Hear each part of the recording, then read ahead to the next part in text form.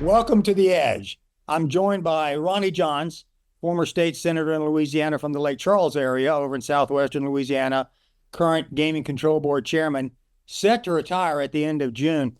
Mr. Chairman, I want to thank you for joining us. I want to go over, if we could, some issues involving gaming nationwide that could impact Louisiana going forward in the future. But first, before we do that, you came on board, a sign of the respect that you have in Louisiana, Republican lawmaker appointed by a Democratic governor to oversee the Gaming Control Board during a period with COVID going on and the kickoff of retail and online sports betting. As I recall, I'm thinking back to I think Bobby Hebert and if I'm not mistaken, Mr. Chairman, I think the Bucks were playing the Saints with Tom Brady, I think. So you had a lot of hoopla around it and are lauded in the industry for how you smoothly operated the kickoff of retail and online sports betting. I know you and I talked about how you didn't want to rush it, want to make sure all the steps were in place, and industry-wide you are respected and have become a model Louisiana has under your guidance for the integrity and how to operate a gaming control board. Before we get to some of the big issues nationwide that could impact Louisiana, Mr. Chairman, when you look back on when you took over the chairmanship and some of the issues confronting the board and gaming in Louisiana, period, what were some of the challenges you had, and what are some of the accomplishments you look at as successes on the board? Well, Larry, it was an interesting transition from being a state senator to being chairman of the Gaming Control Board. One day I'm a state senator. The very next day, I am chairman of the Gaming Control Board. Not knowing what I was getting into, really. I've known some of the past chairmen very well, particularly Ronnie Johns, who we get confused all the time. The governor actually even called me one day thinking it was Ronnie Jones, and I let him talk for about 2 minutes, and I finally said, "Governor, you got the wrong Ronnie." So, I had a great relationship with some of the past chairmen over the years through my political involvement. But it was an interesting time. We had just passed sports betting legislation. I was very much involved in the Senate in the passage of that legislation, and also the prior statewide referendum that we had back in 2020. I had also authored the bill in 2018 to allow the 15 legacy riverboats to go land-based, and that was just starting to come to fruition when I took over as chairman. So I really had two big issues facing me. One was the implementation of sports betting, and the other one was to really roll out the programs for transitioning some of these riverboat properties into land-based properties, which I've been very, very proud of that and how it's worked. And I think the future in Louisiana for that is very, very bright. But those are my two biggest challenges I thought that I faced. I had a lot of good help, had a lot of good advice, had a good board, a board that had been in place, and have some quality people on the board. Had a good staff to work with. So it was a collaboration of working with the State Police Gaming Division and the Attorney General's Office Gaming Division, and all of us working together. We made it work, and it's been an enjoyable 3 years. Absolutely. And let me ask you, over the course of those 3 years, and I appreciate how open and transparent you've been the whole way. And not only do I appreciate that, I also enjoy talking with you about LSU Tiger football and baseball and everything. So I've enjoyed that. But let me ask you, as you know, Mr. Chairman, going forward, there are some big issues confronting the gaming industry when you're off the board with the new chairman, new governor going forward. But just want to get your take on where you think Louisiana is regarding some of these national issues. For instance, in Illinois, they just approved a tax hike um, on sports betting. And so there's some discussion that other states now are looking at, we're going into an election year. It's easier for lawmakers to raise, quote, sin tax than it is property or sales or something like that. So there may be a movement, according to a lot of people, to raise sports betting gaming taxes in other states. Do you think Louisiana going forward is going to look at a tax hike on sports betting? Larry, we've not heard any talk, any rumor, any discussion whatsoever about that. The way the Louisiana legislature works, this year we had a regular session of regular legislation. The session next year will be a much shorter session, but it will be a tax year. And so, if there is a movement to do that, it would be germane to the session of next year. But we've had no discussion about that. The administration has not approached me about that. Uh, Gaming overall in Louisiana brings in over $1 billion a year. That's video poker. That's all the casinos, the racetrack casinos, and now sports betting. And sports betting has been highly successful in Louisiana. It's actually brought in more money than projected. So I think with that being said, I just don't see any movement at this time to increase taxes. And you talk about the success of sports betting in Louisiana. I want to get to iGaming in a second, but it reminded me, and I covered it too, the vote on sports betting. 9 parishes. I'm sure everyone's familiar with Louisiana's counties are called parishes. 9 parishes. There is no sports betting. It's geo-fenced out.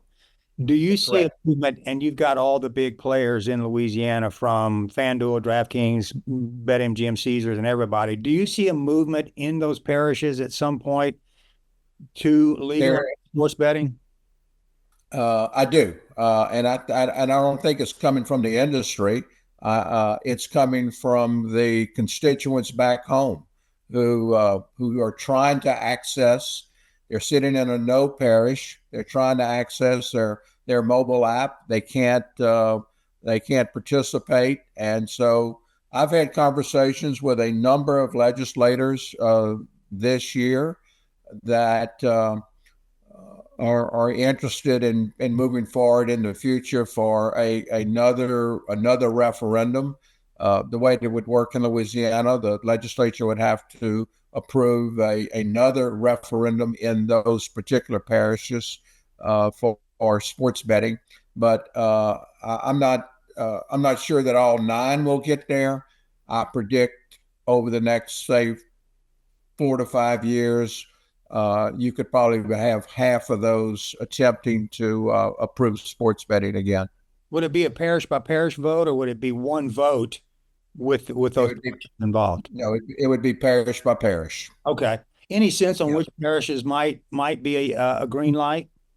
No, all 9 of those are very small rural parishes up in North Louisiana, which has traditionally been very conservative on gaming issues. Uh, they, but they're much smaller parishes. None of the large parishes voted no on the original referendum. So I really can't get into naming any of those at this point, but uh, it, it's going to happen. I think you're going to see some interest in that.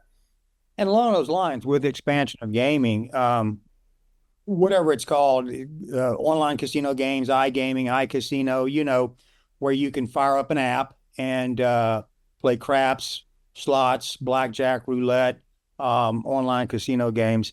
Uh, Only a half dozen states now have it. There's resistance from the industry. I think there's some concern that online could cannibalize the brick and mortar casinos. Some arguments against that you can incentivize people to go. So I know, Mr. Chairman, you've seen both of those arguments, but in the states where there is sports betting and also iCasino, iGaming does raise more revenue generally. And you were talking about the revenue that sports betting has raised, tax revenue for public projects. Do you see a movement at some point? It's kind of stalled, or in a lot of places. Do you see a movement at some point in Louisiana to go ahead and open up that iGaming, iCasino, online casino gaming avenue for people? Larry, there's been a little talk about it in Louisiana amongst a number of legislators. Um, uh, but there's also a lot of concerns from a lot of legislators also. And I think you brought up a good point about cannibalizing the brick and mortar properties. They're worried about the potential loss of jobs, the potential loss of future capital investment in the brick and mortars.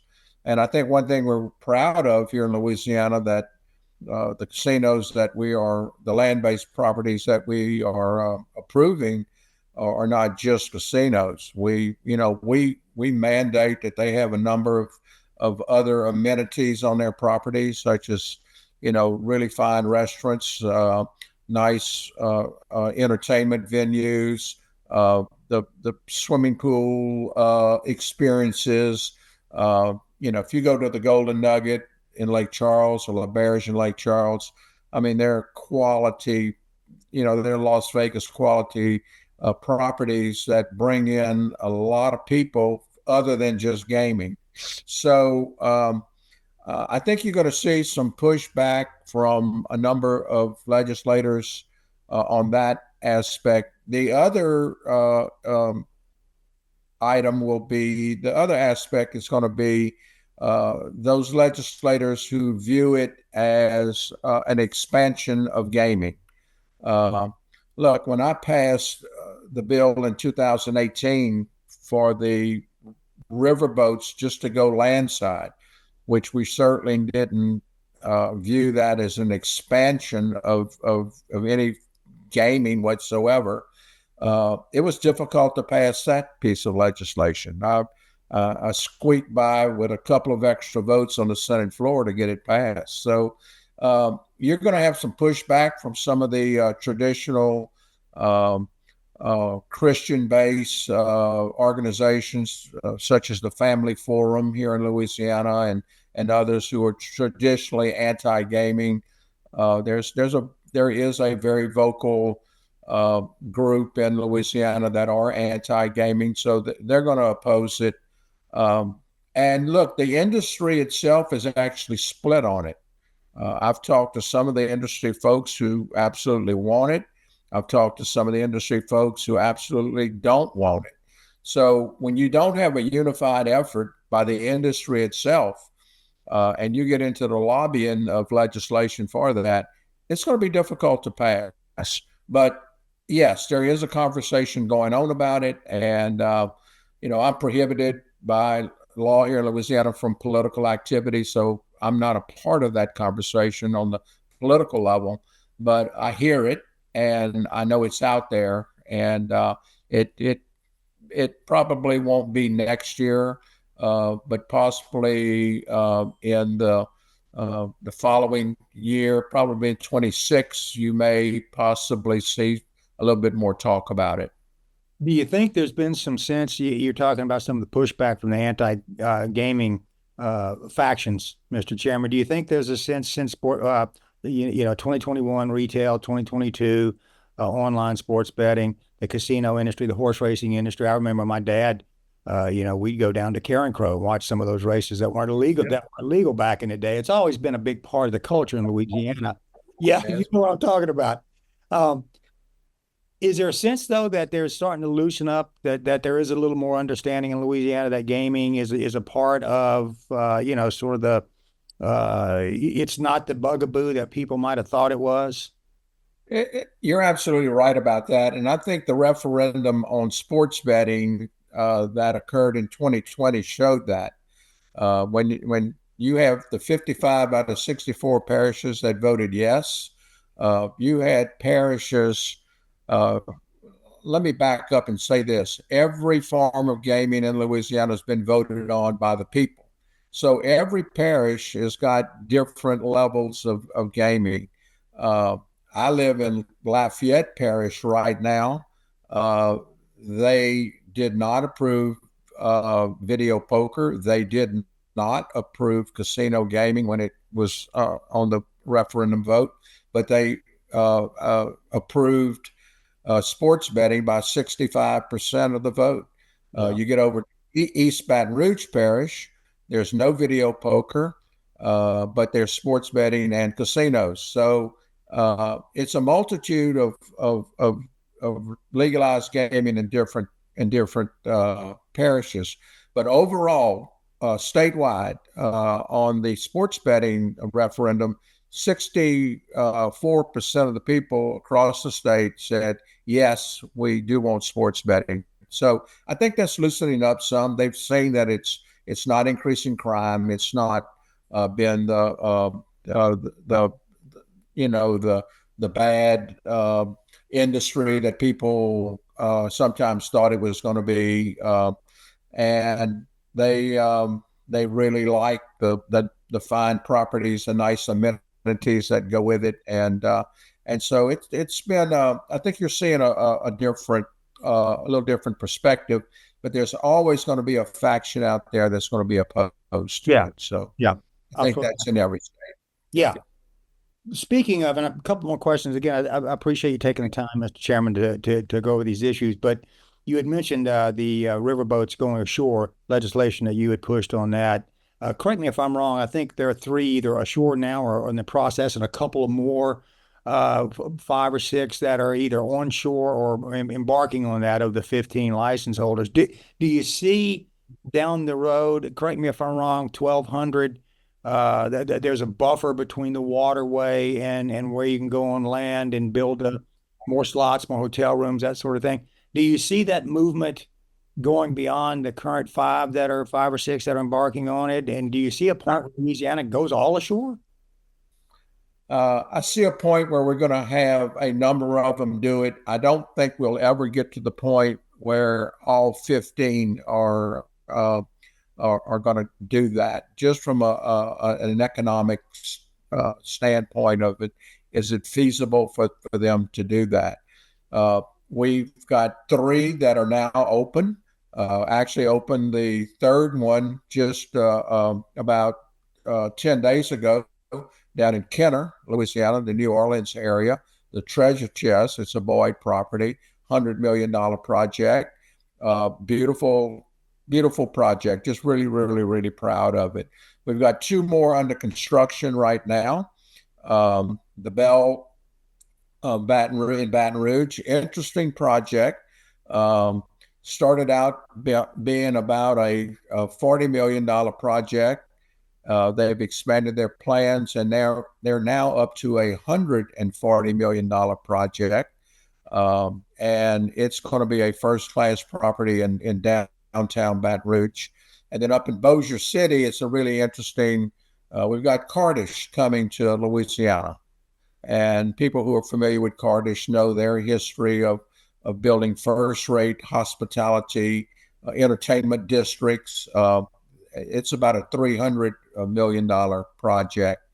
So we got those 5. We are in talks with 2 more right now that I think that are going to happen.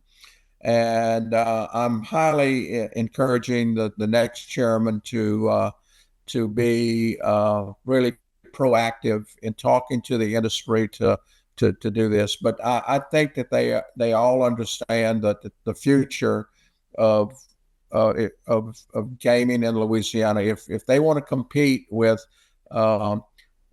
particularly with the Texas dollars between the Shreveport, Bossier, and the Lake Charles market, that land base is the future of gaming. So I'm proud of the legislation. It is just, top of what they're doing. Caesars in New Orleans, the big land base in New Orleans, they're building an entire new hotel on top of the present casino, redoing the entire casino.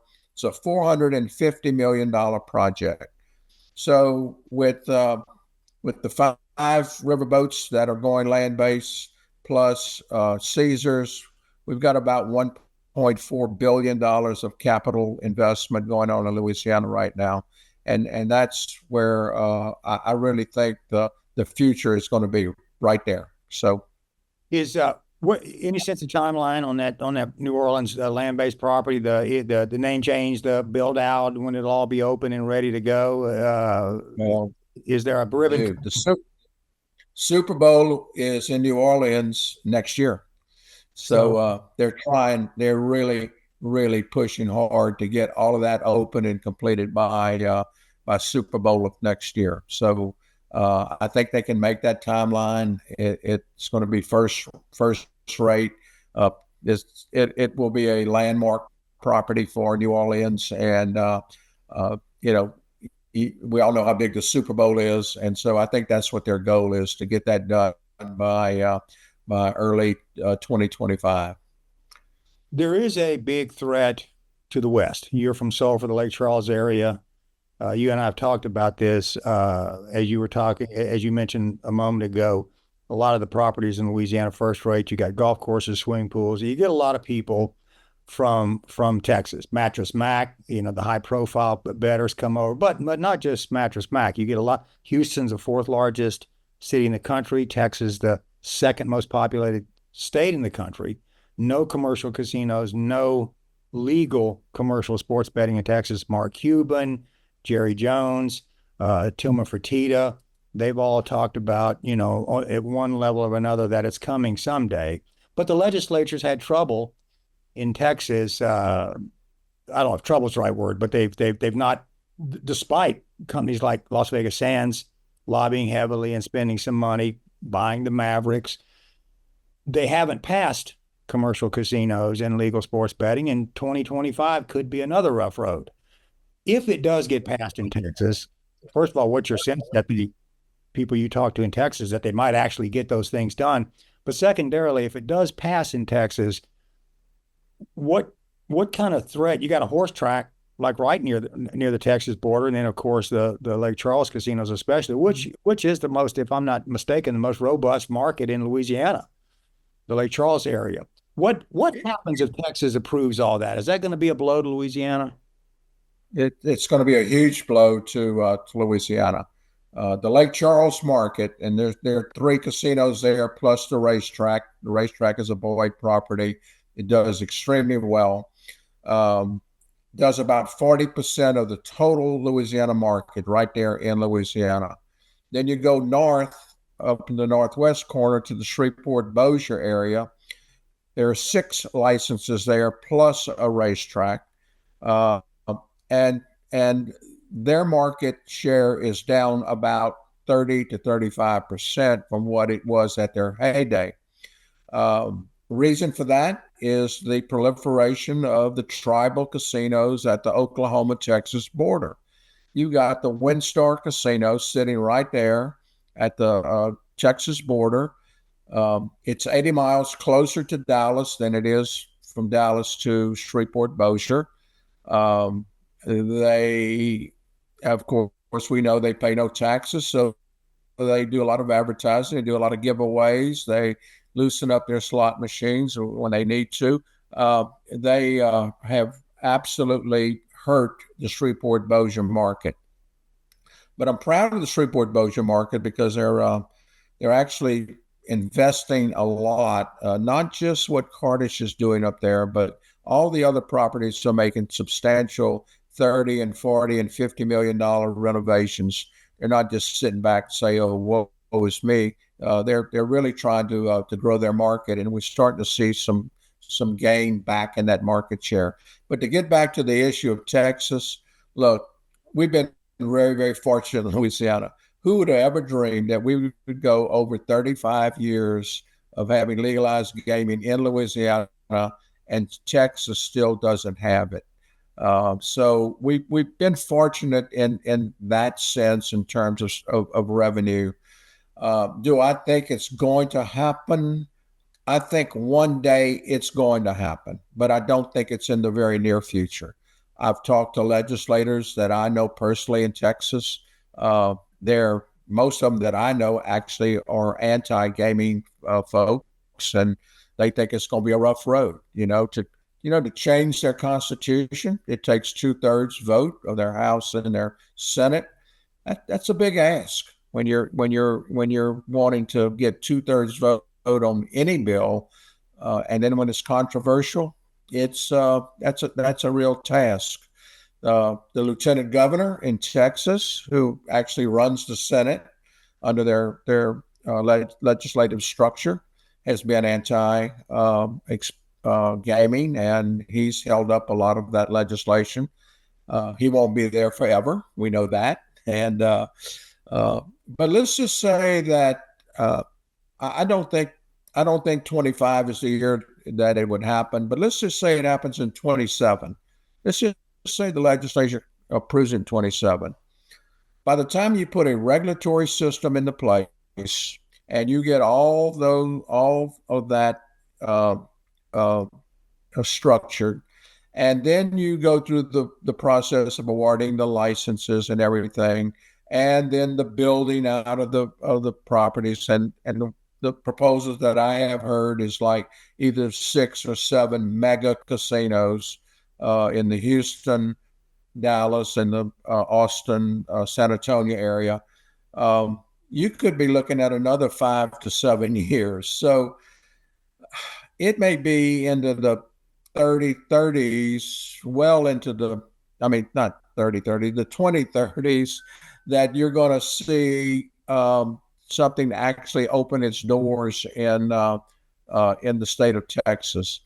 Uh, but I'm realistic. Uh, I guess if you put it to a vote of the people in the state of Texas, it just may pass. So um, I see it coming one of these days, but it's going to have a huge economic impact. We're predicting 50% decrease in state revenues. Should that happen, it's going to be big. which might be an incentive for iGaming. I mean, some other ways to raise revenue once that comes up. Is the problem with I'm sorry to cut you off, Mr. Chairman. Is the problem in Texas what you and I were talking about a moment ago on some of the push? Is it more of a pushback issue from some of the faith-based organizations and that sort of an issue, religious groups? What's the holdup in Texas, do you think? Hold up in Texas. There's no doubt that some of the faith-based legislators I mean, some of the faith-based organizations are very, very involved in that. The other issue is that, look, Texas is robust in revenue. They have huge surpluses every year. They don't really need the money. If there was a need for the revenue, look, Louisiana needs the revenue. I'm just going to be very honest about it. They need the revenue, but Texas doesn't need the revenue. They're one of the fastest growing states in America right now. Their economy is just off the charts. So legislators are looking to say, "Hey, why do we really need to do this?" And so I think that's got a big impact on it also. But it's a multitude of things that you're going to see try to hinder that process over the next few years. But once the leadership in the Senate over there changes, and I think Governor Abbott has softened his view on gaming. He's not, at one point in time, he was very much anti-gaming. From what I understand, he softened his view some. So it's it's a possibility that down the road it's going to happen. Thank you. So before I let you jump, you had mentioned talking. You'll speak with the next chairman. Do we know who that is yet? Have you talked to anybody about it, or do you have? Larry, I think it's going to be announced within the next week or so, and I actually do know who it is, but I'm not at liberty yet. That the governor is the governor's appointment, and they're going to have to make the announcement, and I think they're trying to put the final. Dot the I's and crosses the T on that, and but it's going to be a very worthy chairman that's going to be coming in, someone who understands gaming and someone who will be very highly ethical and will do a great job. So it's when you or in anything. When I was in the legislature, I always worried who was going to take my place. And here I am, chairman. I worry about who's going to take my place. So, but I'm pleased with who the next chairman is going to be, and I think the industry and you guys are going to be very pleased also. Thank you, Mr. Chairman. I got to throw you a little curveball and get your take.